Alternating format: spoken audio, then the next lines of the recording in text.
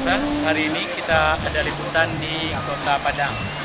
Ini khususnya kita berada di lokasi tempat terjadinya satu kisah, yaitu tentang maling kundang yang terjadi di Padang, yang sudah lama terjadi dulu. Inilah yang nampak di depan kamera adalah maling kundang yang sedang sujud di tanah. Yang dulu dia suka terhadap orang tuanya, dan sekarang dia sedang menjadi batu. Inilah pemandangan yang nampak di sini. Panoramanya cukup indah, dikelilingi dengan gunung. Kawan juga pilot dah. Dan pengunjung dari daerah datang ke sini untuk melihat.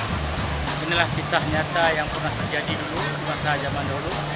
Seorang anak yang durhaka terhadap orang tuanya, dan inilah bukti kuasa Tuhan menjadikan dia menjadi batu. Pemirsa,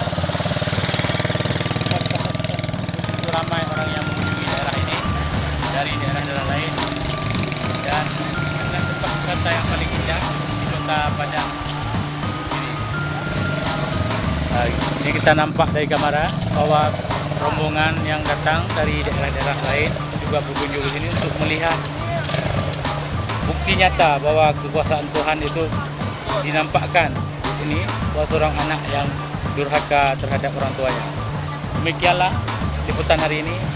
Wassalamualaikum warahmatullahi wabarakatuh.